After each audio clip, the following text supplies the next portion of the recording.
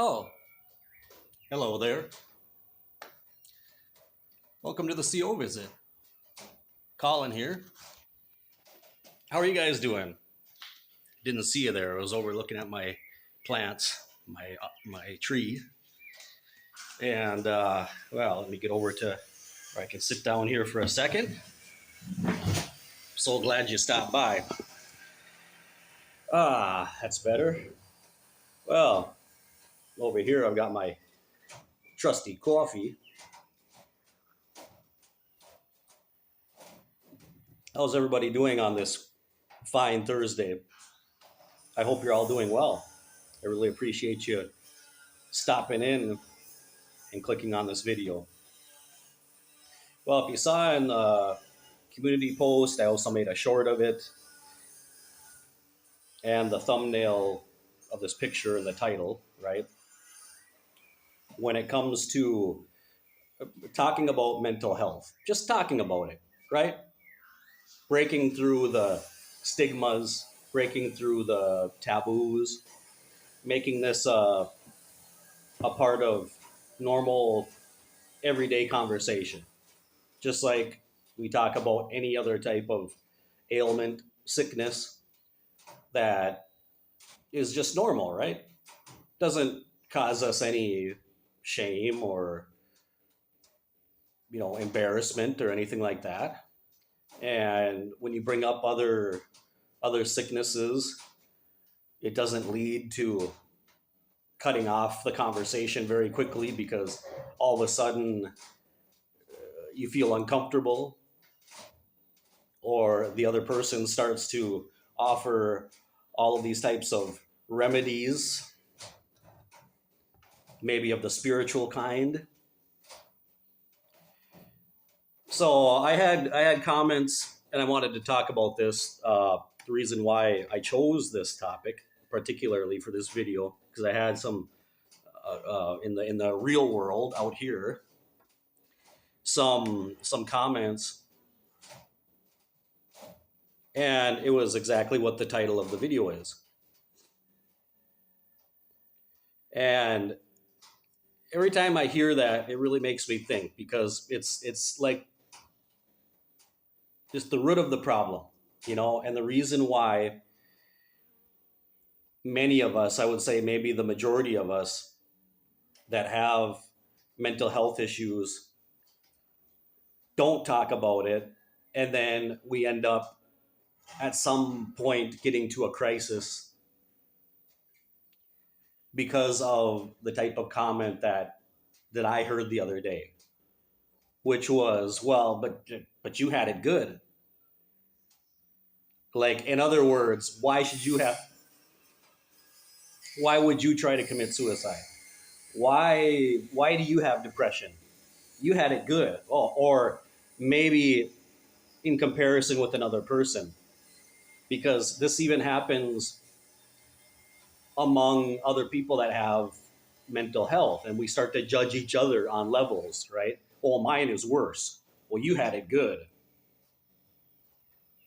Really? And so I thought about that. Really? I had it good? Well, if you look at that from the optic of growing up, and I've talked about this many times, okay? I had, I'm speaking personally here. I had a good family structure growing up, indeed. And my parents were pretty good, all in all. They were very good parents, and they loved us and they brought us up well. However, when we talk about mental health, and then there's one factor in there that many people miss, being Jehovah's Witnesses. Has, whether I had it good or not, I mean, whether my family was good or not, and I was raised well, and, I didn't have really needs or anything like that. We didn't go hungry or anything like that. We had a roof over our heads, and we got to play video games, and we went on trips and things like that. Locally anyway, nothing, we weren't world travelers. But remember that we're talking about mental health. So when it came about talking about mental health, now you throw another little ingredient into the mix. Growing up in a religious family, growing up in this case as Jehovah's Witnesses. Now, this certainly is not limited to only Jehovah's Witnesses, and I want to mention that. This is not limited to only Jehovah's Witnesses. Many Christian denominations have this kind of reaction when they're faced with mental health issues in their family, whether it be, like a parent or their children or whoever. And there's a lot of denial that goes along with that. And there's a lot of also kind of like shaming, and that shouldn't be happening because that means that you've given a place for the devil, or you're doing something wrong, there's some hidden sin or something else that has invited this demon. Because for religious people, um, mental health, mental disorders are kind of considered, everything is a spirit, everything is a demon, right? The demon of depression, and the demon of this, and the demon of that, and it's all contributed to a certain type of evil spirit. And so when you have that mentality, when you have that belief, it's going to be really hard to get the help that you need. And Jehovah's Witnesses are in that stratosphere as well. Because when I was growing up, that was one of those things that you didn't talk about. And of course, any of you who are within the decades, if you were Jehovah's Witnesses, as I've always brought up, anywhere from the 60s through the 90s, anywhere in that area, that 40, 50-year time period, then you know exactly what the society's viewpoint was on such things. They looked down on professional help. They looked down on psychologists and psychiatrists, therapists, medication. All of those things were things that were there to take you away from Jehovah's organization. And so you were discouraged from seeking any type of professional help. And I don't think it's necessary to uh, bring up a whole bunch of references from the Watchtower Library. You can go look for yourself. Go to jw.org, and you can look up anything from watchtowers and awakes and all that kind of stuff from that time period. And you'll see exactly what the governing body's take was on those things. And they even went so far in many of their articles to kind of make fun of and ridicule psychiatrists and psychologists and therapists. And so, what did they chalk it up to? Well, it was spiritual weakness.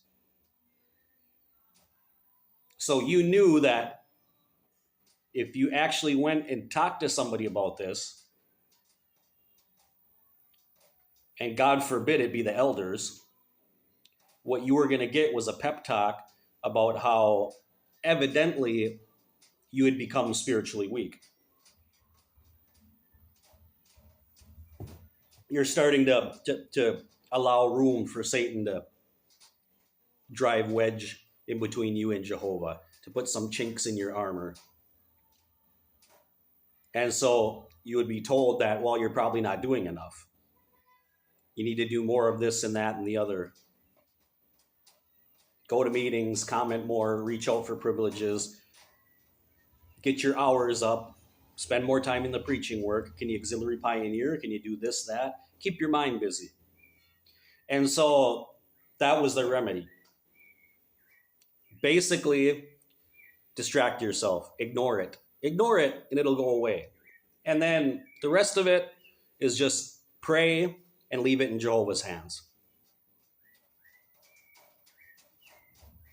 Now, some of you, with all of the 2,000 and a half uh, subscribers that I have out there, I don't know all of your backgrounds, but you know, God forbid. I mean, if you grew up in a, let's say, a Pentecostal religion, and you had any kind of problems like these, because like here in Honduras, most of the Protestant, like evangelical churches, the majority of them, like 90% of them, are all Pentecostal, and they go way off the rails.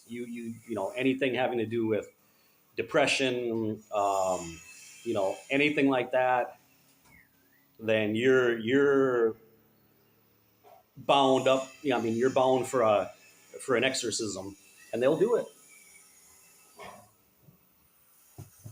They'll do it with much more recklessness than the Catholic Church will. Catholic Church is very, very careful about such things. But the Pentecostal Church, oh, they'll jump right in. And to them, if you are in a state, and if you've been suffering depression and things like that, well, again, that's a demon. And, something you're doing has allowed that to come into your life. So, of course, once again, it's the victim's fault. And that's why, as I said, just kind of bringing it all back, in summary, why a lot of times we don't talk about mental health, because people will look at you, depending on where you live or your social or economic status or how you grew up, and they'll be like, well, you had it good, compared to me, this and that. And that's really not the case, because remember, when it comes to mental illness, mental illness has no boundaries.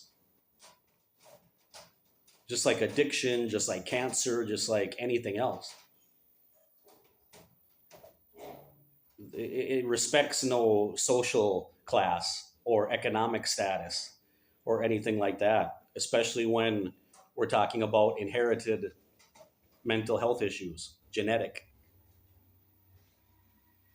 which is, in my case, comes from my family and one particular side of my family, and that particular side of my family, which knows it, but yet they don't talk about it. So interestingly enough, um, when it came to the situation that I had where, I tried to take my life, I got very little support from uh, my mother in this case, on her side of the family. Wasn't something she really wanted to talk about, because that's something that they just kind of don't talk about. And that age group, like my parents, like I said, those were things that they simply didn't talk about. And then throw on top of that being Jehovah's Witnesses and all the stigmas that were there about, you know, what mental health, what mental illness was and what it was caused by, and you chalk that up to spiritual weakness again. So you wouldn't talk about it. And then what happens? Well, in most cases, sooner or later, some of us sooner, some later, eventually you're gonna get to a point where you just get so worn out. I mean, you get to a crisis. You get to a crisis. You have a crisis because you get so worn out of battling with it and just holding it inside and pretending and putting on the mask and acting like you're fine and that you can handle it yourself. And then it gets to the point where you can't anymore. And it just happens just like that. Just like in my case. In my case, there was no warning signs or anything like that. It just simply happened. And it was that fast. And that's why it's scary, because I wasn't thinking about it. I wasn't planning on it. I wasn't doing anything.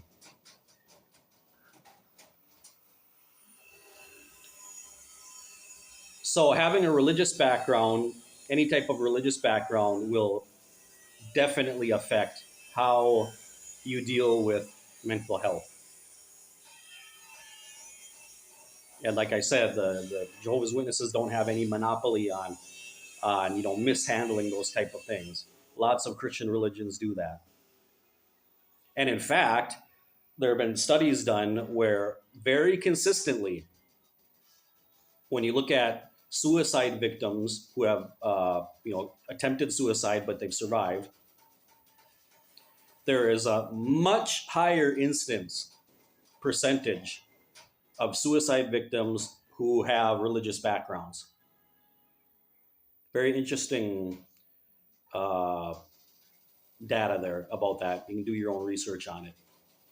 But people with mental health issues and people who have attempted suicide, more often than not, have religious backgrounds. The studies have been done. So anyway, that's what I wanted to talk about today. And I hope everyone's doing well. I know everyone else out there has also their own struggles. We all have our own struggles. We're all struggling together. And everybody's at, as I always mention, different stages as we go down this highway of rediscovering ourselves after the JW. Some are farther ahead than others. And for those of you out there that are also dealing with mental health issues, just know that you're not alone. But get yourself the professional help that you need, please. All right. Well, God bless all of you. I love all of you. And I'll see you in the next one. Take care.